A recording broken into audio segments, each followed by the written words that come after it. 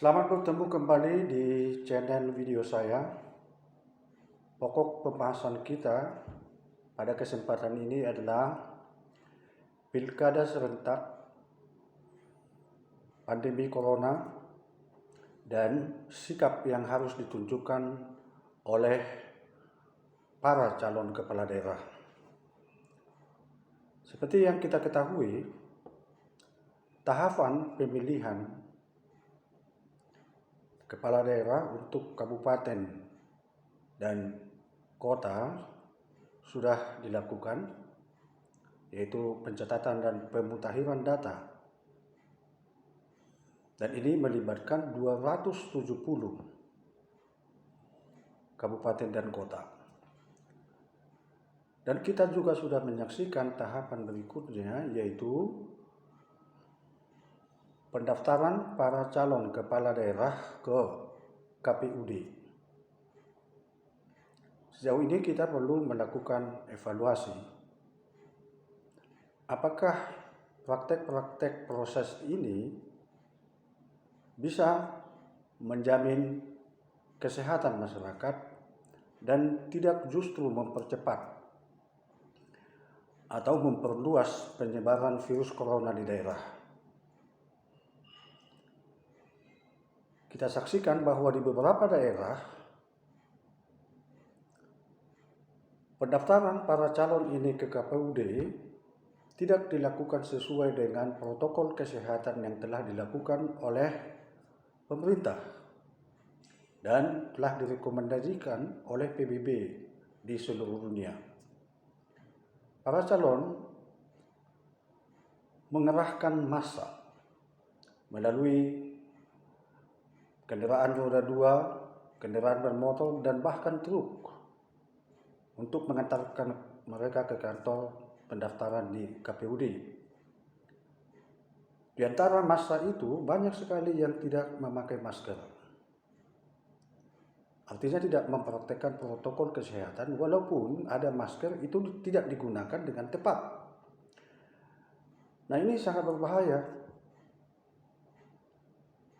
Nah, bayangkan untuk tahapan berikutnya nanti, seperti kita ketahui bahwa akan ada kampanye terbuka.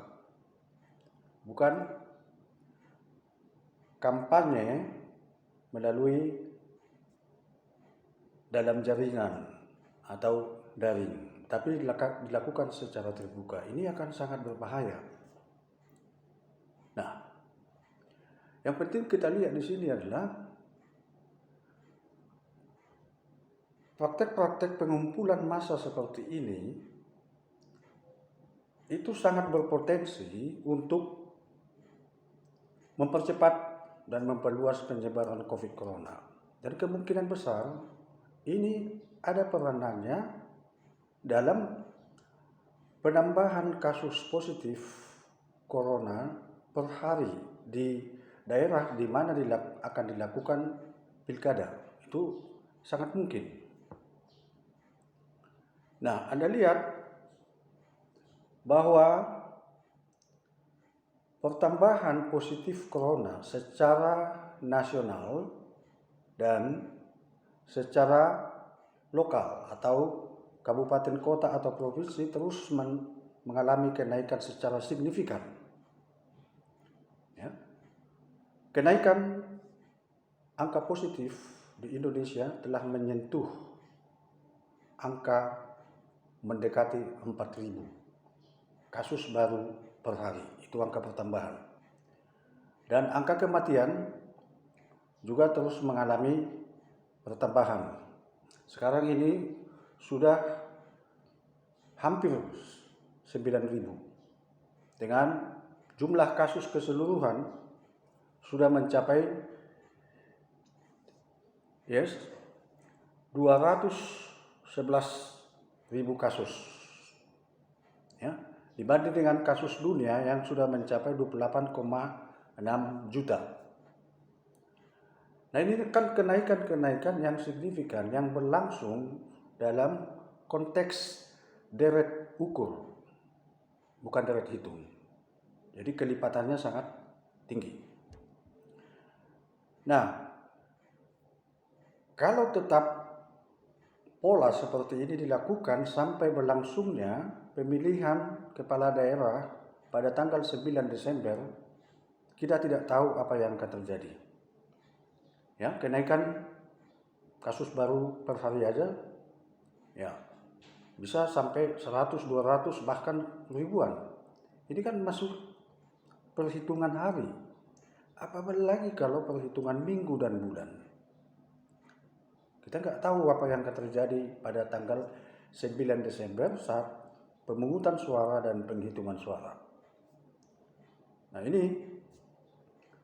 jadi saya rasa perlu dilakukan antisipasi untuk menghindarkan hal-hal yang sangat mengkhawatirkan, yang bisa mengancam keberlangsungan sebagian besar penduduk Indonesia.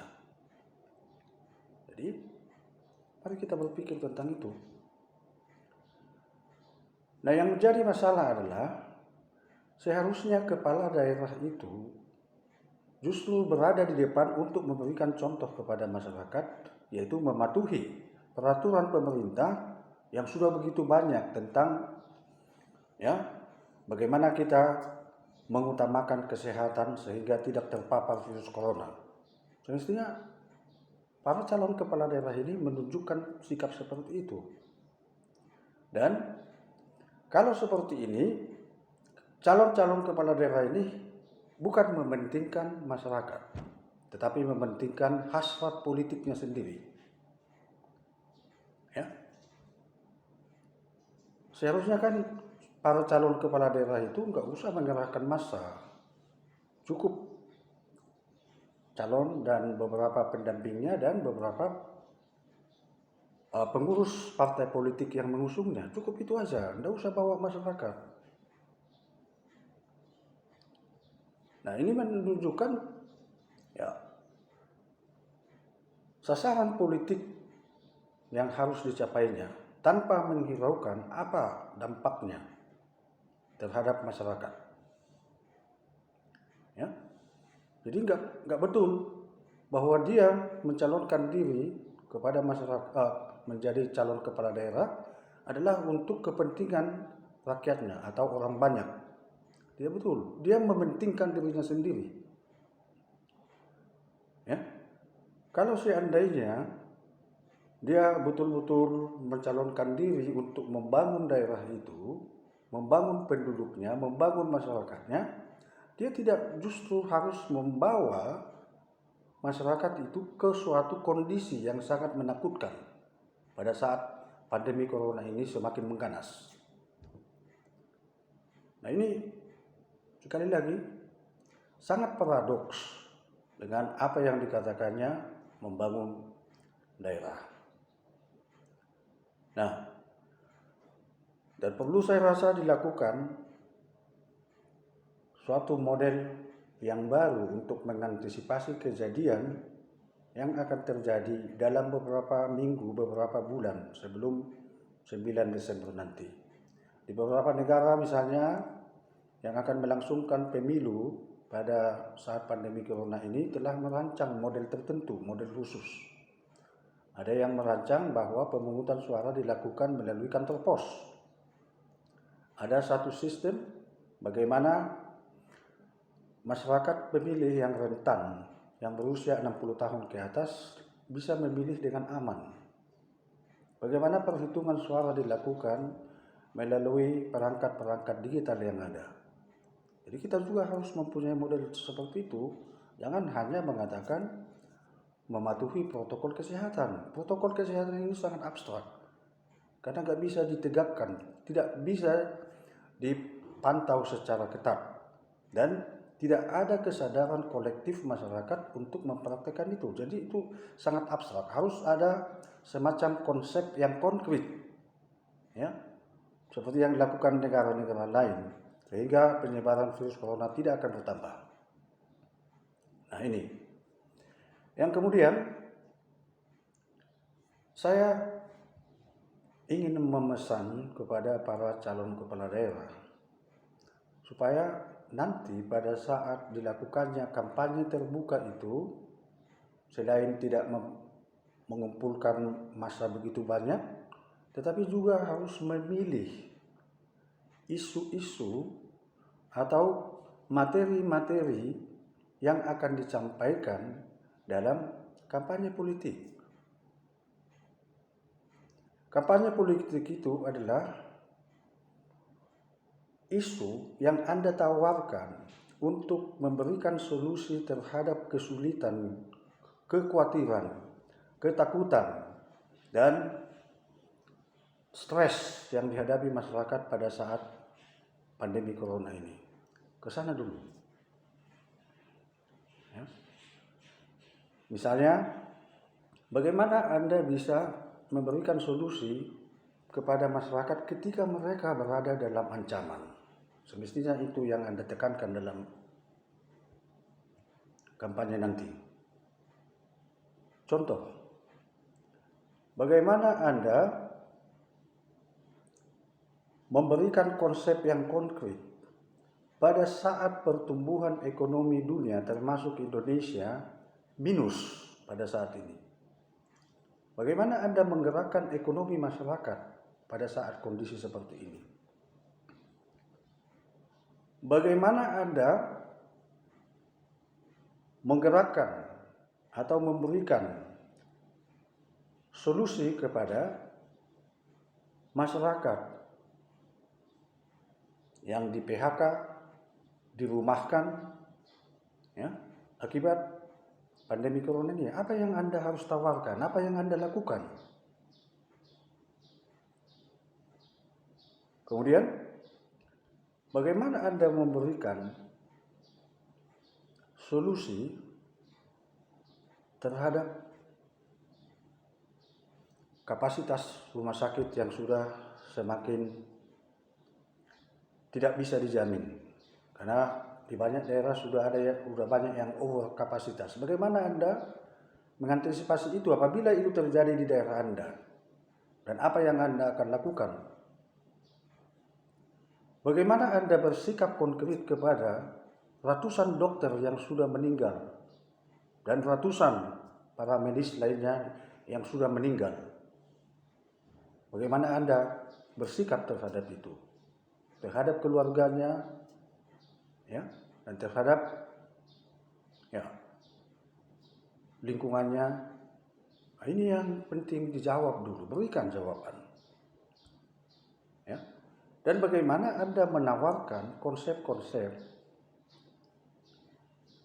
untuk melakukan adaptasi terhadap kehidupan baru, bukan saja hanya di bidang kesehatan, tapi juga di bidang pekerjaan, di bidang kegiatan sehari-hari, di bidang kegiatan-kegiatan sosial, di rumah tangga, di tempat-tempat ibadah. Bagaimana Anda menawarkan bahwa safety is the first, keselamatan adalah yang pertama atau yang utama. Bagaimana Anda menerapkan itu? Baru Anda namanya seorang calon pemimpin yang mementingkan keselamatan rakyatnya, keselamatan mereka pada saat mereka putus asa, mereka hidup dalam ketidakpastian. Mereka bahkan tidak mengetahui apa yang akan mereka makan minggu depan. Ya. Bahkan mereka takut apakah mereka masih hidup atau anak mereka masih hidup bulan depan. Bagaimana Anda memberikan solusi psikologis terhadap itu? Ya. Ini dengan isu-isu yang akan Anda tawarkan kepada masyarakat. Dan yang lebih penting, Anda perlu melakukan sesuatu tindakan konkret selain menawarkan konsep-konsep. Lakukan tindakan-tindakan konkret. Bukan mencoba melakukan money politik dengan membagi-bagikan uang atau yang lain-lain supaya memilih Anda. Jangan seperti itu, lakukan sesuatu.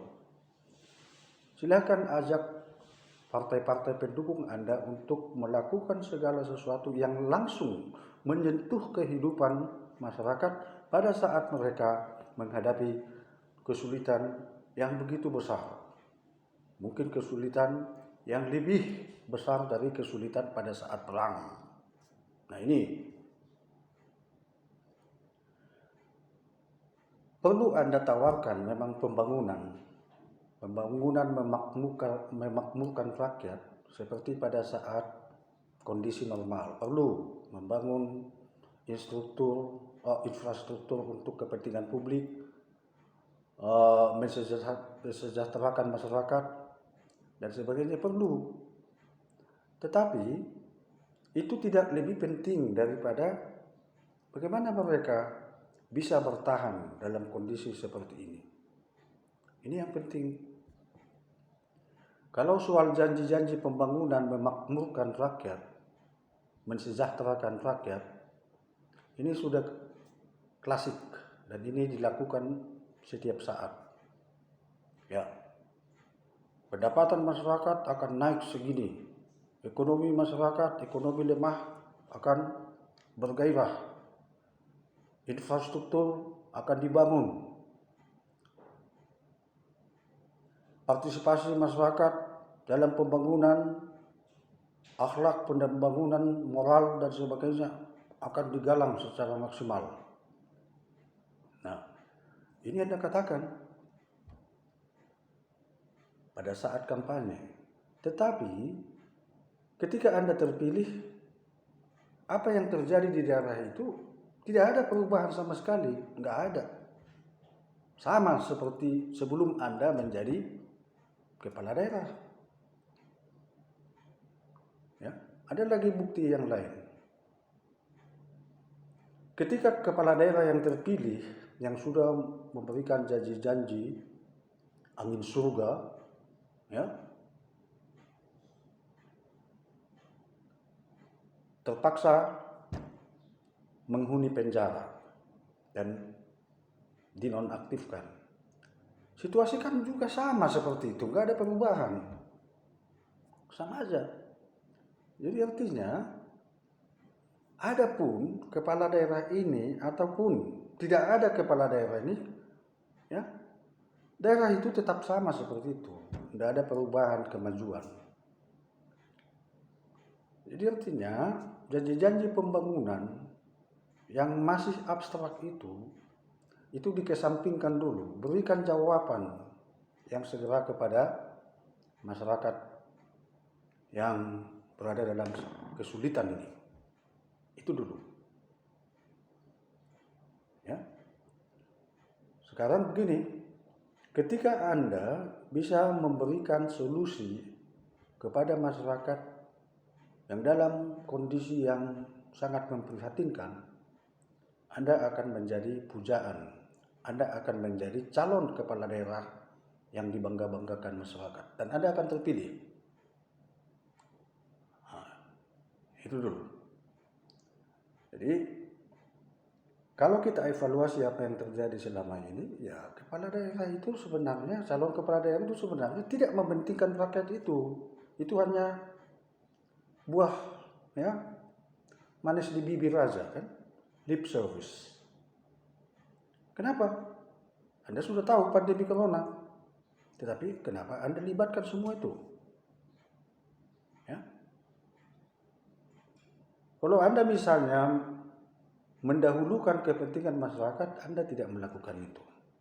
Minimal, kalau Anda tidak khawatir sama sekali terhadap pandemi corona, terhadap keselamatan Anda, terhadap keselamatan keluarga, jangan korbankan orang banyak. Silakan Anda sendiri yang bersikap seperti itu. Nah ini. Kemudian dalam tahap kampanye nanti, ya hendaknya dititik beratkan pada diseminasi isu-isu politik, pembangunan dan sebagainya melalui perangkat-perangkat digital, bukan melalui pengerahan massa. Ini yang penting. sangat-sangat penting. Dan masyarakat juga perlu menyadari dan mengetahui bahwa kesehatan dan keselamatan yang paling penting. Jangan mau diajak-ajak berkumpul, berkonvoi-konvoi dan sebagainya untuk kepentingan calon kepala daerah tertentu yang belum tentu akan mampu atau akan mau melakukan apa yang dikatakannya. Ya, tidak perlu Anda harus menanggung risiko terpapar virus corona atau bahkan kematian hanya dengan memberikan uang 100.000, 200.000. Jangan, kita berpikir panjang ke depan. Hidup kita ini masih panjang, masih kita bangun. Kita berdoa sama Tuhan, keadaan akan semakin baik. Kita akan bisa memulai kehidupan yang baru. Kita akan bisa membangun lagi, membangun infrastruktur dan sebagainya. Tapi pada saat ini, mari menjaga kesehatan kita dulu. Kemudian, saya juga ingin memesankan bahwa pada saat kampanye itu, calon kepala daerah tidak melakukan kampanye dengan politik identitas, yaitu suku, agama, daerah, dan mungkin perkawanan dan sebagainya. Ini sudah sangat usang konsep seperti ini, dan itulah yang membuat kita tidak bisa bergerak secara dinamis mengikuti bangsa-bangsa lain yang sudah demokratis.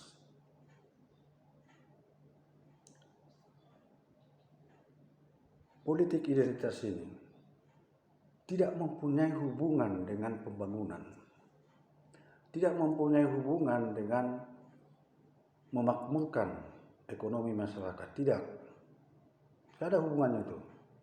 Itu adalah strategi atau langkah atau konsep yang membuat kita terbelakang, bukan membuat kita maju. Apa hubungannya misalnya dengan pembangunan atau kemajuan daerah? Kalau masyarakat memilih seseorang hanya karena salah satu faktor politik identitas tadi, ada nggak gunanya itu? Tidak ada hubungannya itu. Coba kita lihat dulu di daerah-daerah yang calon kepala daerahnya itu terpilih hanya karena politik identitas. Pasti tidak ada kemajuan. Kita sudah merdeka 75 tahun. Kita sudah cukup dewasa. Kita juga sudah meninggalkan era totaliter, era yang tidak demokratis, dan memasuki era reformasi pada tahun 1988. Sudah 22 tahun, tahun 2020. Tapi mana reformasi itu?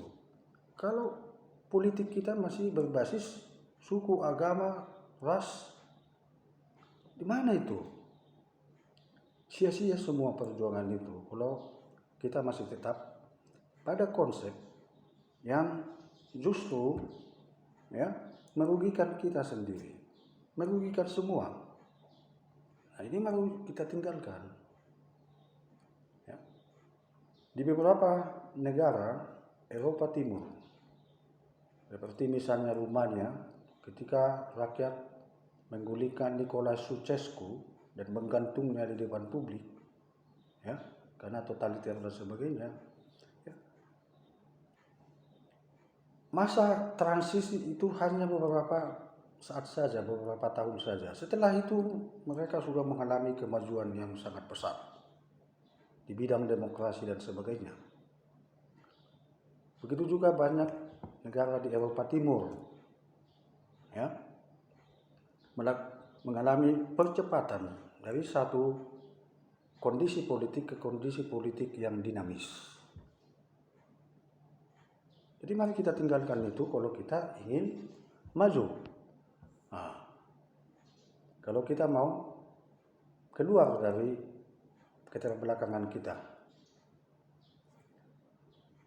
Dunia dan Indonesia kini berada pada era digital. Ya. Kemudian revolusi industri 4.0. Konsep-konsep politik seperti ini sudah usang, tidak laku lagi itu. Ya.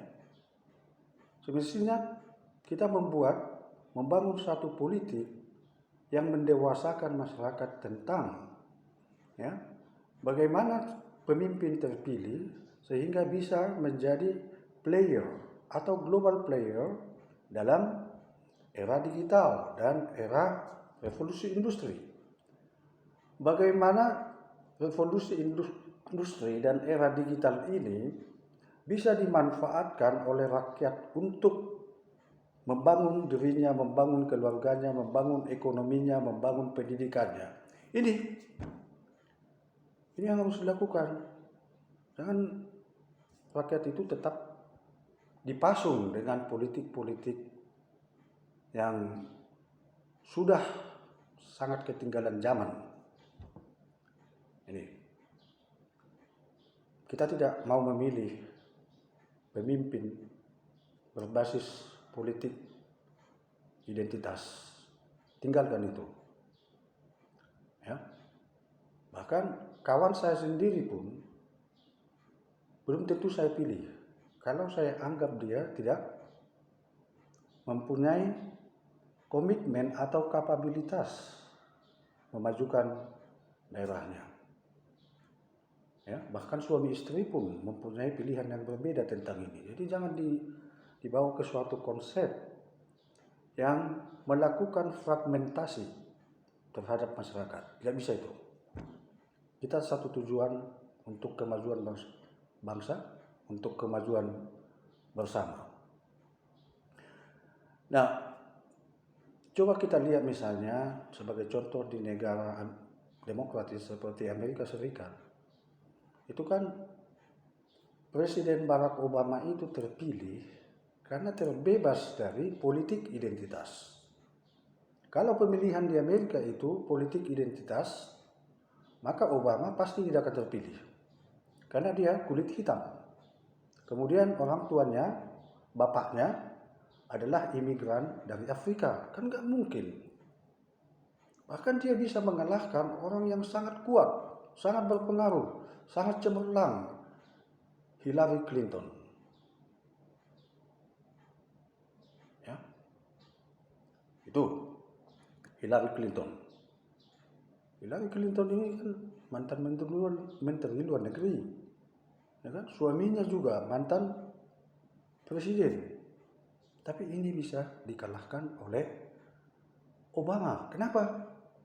Ya, Amerika itu berpikir ya di luar dari konsep-konsep politik ya identitas tadi. Ya. Jadi misalnya kalaupun sekarang Trump menjadi presiden terpilih ya dengan mengalahkan Hillary Clinton ya di tengah konsep atau pemikiran orang bahwa dia kontroversial, tapi itulah sikap orang Amerika terhadap calon pemimpinnya, bukan karena politik primordial. Nah, ke sana kita arahkan. Inilah kesempatan pada saat kita sekarang dalam pandemi corona, kita lemparkan dan kita tanamkan gagasan bahwa kita ini satu.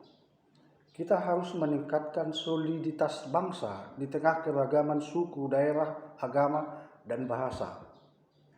Bahwa kita tidak berpolitik dengan basis itu. Tapi kita berpolitik dengan cerdas, dengan pikiran, dengan akal sehat, dengan keinginan untuk mencapai kepentingan bersama, bukan kepentingan kelompok. Kita tidak boleh terfragmentasi untuk sesuatu yang tidak penting. Untuk sesuatu yang tidak penting, itu kita harus tinggalkan. Jadi, sekali lagi, pada era atau pada masa semakin mengganasnya pandemi corona, mari kita berpikir sehat, berpikir objektif.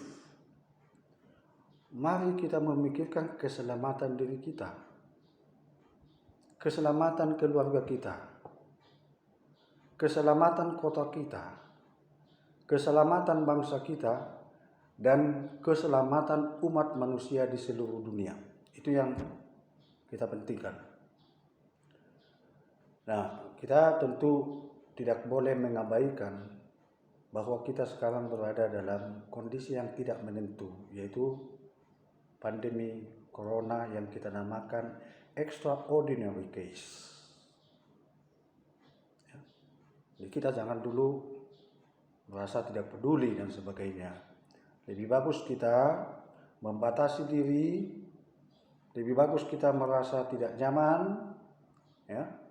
Lebih bagus kita menahan hasrat politik, hasrat ekonomi, ya, daripada mempertaruhkan kesehatan dan nyawa kita bersama. Jangan.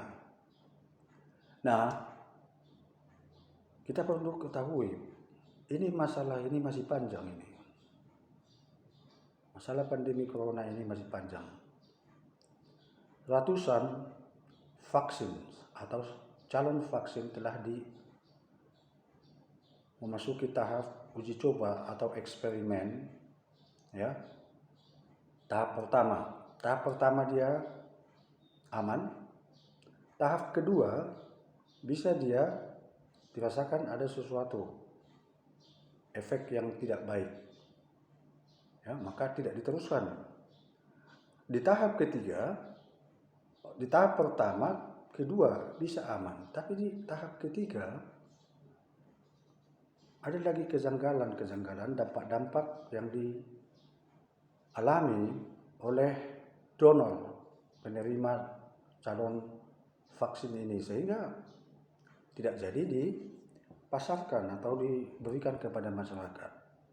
Jadi ini sesuatu yang belum pasti. Jadi kita jangan membayangkan bulan Oktober ini ya akan ada vaksin, bulan Desember ini ya semua akan bisa menerima vaksin, bulan 1 akan bebas. Tidak seperti itu. Tak ada yang bisa memperkirakan ini, penuh dengan ketidakpastian. Pada bulan 5 hari itu kita katakan bahwa puncak pandemi corona adalah bulan Juni. Setelah itu akan landai. Mana? Tapi kan dari hari per hari semakin naik. Semakin bertambah. Dan formulanya adalah, karena ini kan pandemi, semakin banyak kasus, ya, misalnya kasus hari ini mencapai 4.000 kasus positif. Kenapa bisa 4.000? Itu adalah karena pertambahan angka positif kemarin. Dan itu disebabkan oleh pertambahan angka positif sebelumnya. Jadi pertambahan kasus itu sekitar 4.000 sangat sulit dipercaya akan bisa turun. Bahkan akan semakin tambah. Bisa menjadi 8.000 satu hari, bisa menjadi 10.000 satu hari. Nah, kalau kita tidak melakukan tindakan-tindakan yang kita namakan preemptive measure sebelum ditemukannya vaksin. Jadi kita harus bertindak konkret. Semua orang pasti sakit. Semua orang pasti mati. Tapi jangan kita sakit atau mati hanya karena ketidakpedulian kita atau yang kita namakan itu karena ignorance. Jangan kita mati atau sakit karena kebodohan kita, karena kelalaian kita. Kalau kita sudah melakukan segalanya untuk melindungi diri kita dan kita terpaksa sakit dan mati, ya itu urusan Tuhan. Tapi mari kita lakukan apa yang bisa kita lakukan. Ya. Ini adalah perang peradaban manusia secara total terhadap spesies atau terhadap sesuatu yang sangat unik, sangat licik, sangat sulit dideteksi, dan mempunyai kemampuan untuk mengembangkan diri sesuai dengan situasi dan lingkungan. Ini yang kita hadapi. Mari kita waspada. Yang paling penting lagi adalah